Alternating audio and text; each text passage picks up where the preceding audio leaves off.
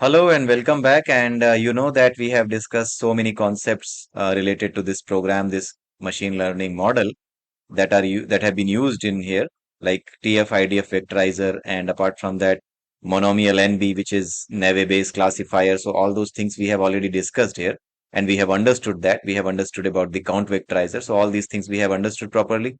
Multinomial NB that we have discussed, right? So, Naive-based classifier, we have understood like how it is able, how it is helping us to predict the results.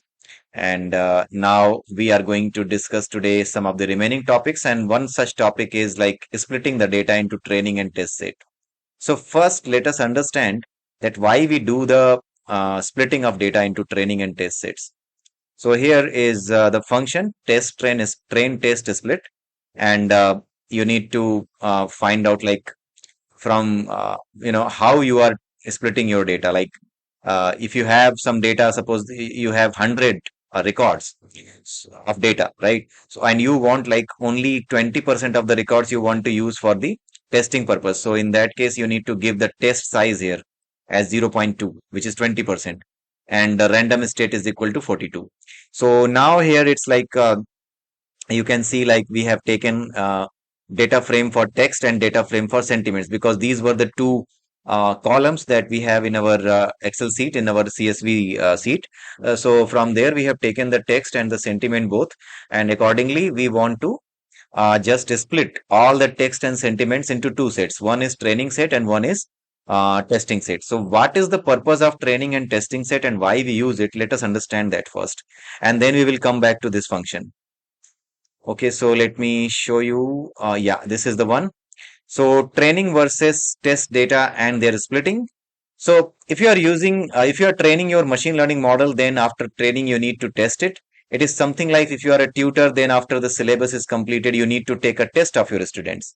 So you set a test paper to test their knowledge, and if they perform well, then you don't need to work more on them. But if they don't perform well, you need to do some more work on them and prepare a better plan or some additional plan on top of existing training plan.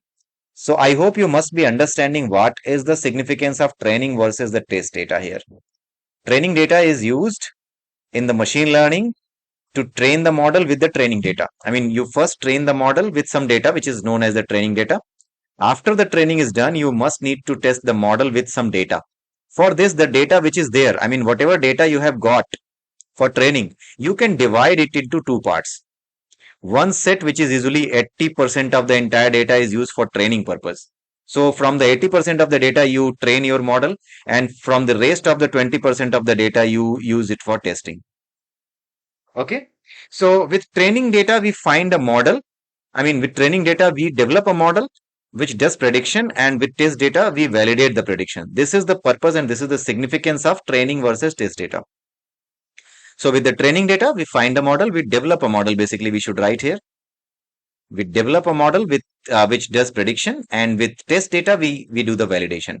So you have created a model which will be predicting, and then with the test data, what you will do, you will give the input parameters to the model, and then you will see the output. If the output is coming which is nearby equal to the output which is available in the test set of data, then in that case you say that yes, my model is correct. Okay. Training set prediction is a method used to validate test data. Here is a generic example. So I have written here an example. Step one is training. Imagine you are trying to build a model that predicts house prices based on features like the number of bedrooms, square footage, and location. You have a data set of 100 houses with these features and their actual prices. Okay. So you created a training set of 80 houses. You use 80 houses to train your model, feeding it with the features and actual prices. You are feeding actual prices that you have in this training data. The model will learn the pattern and the relationship between the features and the prices. Whatever features are there, these are the features: bedrooms, location, square footage. All these are the features for the flat. Okay.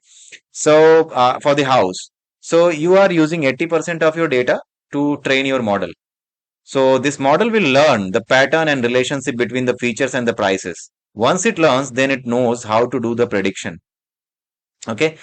After you are able to, after your model is able to predict the results, then you can do something like, since you have train the model using the training data, then you can validate it using the rest of the 20 houses data, which is the test data, right? You can predict the prices of these 20 houses.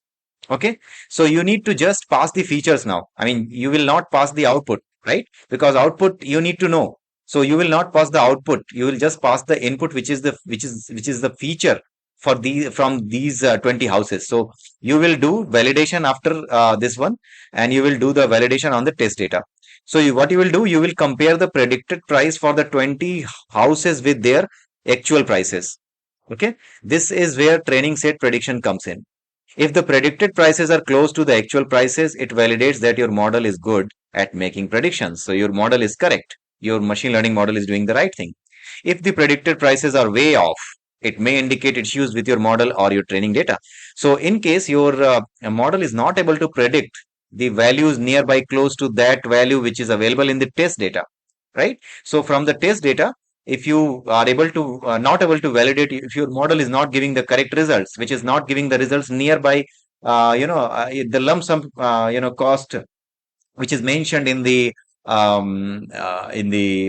your test set of data, then in that case you say that this model is not correct, right?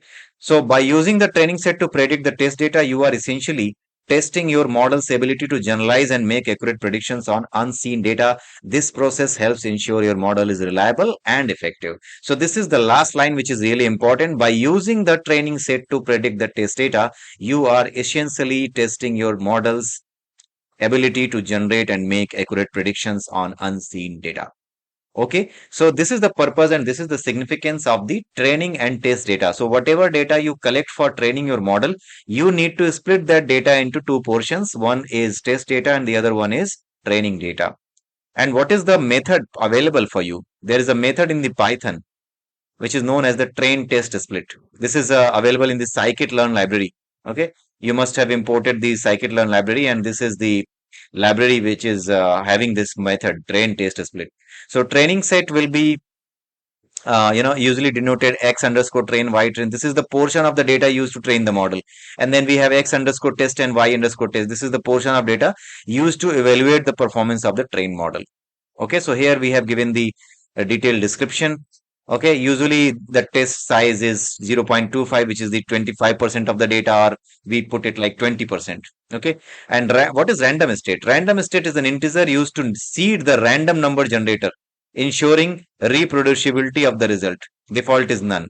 Right? What does this mean? This means that it will randomly select the portion of the data for making it 20% of testing data, and rest of the 80% as a training data. Okay, so this is the example code already written here. If you see our code, then in this case you can see that test train split. It will split the all these data into the four different sets, which is x underscore train, y and x underscore test, y underscore train, and y underscore test. So these will be different lists basically. So here you have passed like test size will be 0.2, which means like 20% of the data, whatever available, 20% of the records you want to use for the testing purpose. And the random state is 42, which means like 42%. That kind of randomization, 42% of the randomization you need to do, right? So random state is 42. So this is the way you split your data into the training and the testing sets. So I hope you must have understood the need of the testing and the training data here. So with this, I would like to close this particular discussion here is as well. So please like, subscribe my channel, share this video if you like it, and please give me suggestions if you want something else me to do here. So with this, I would like to say have a nice day and bye bye. Thank you.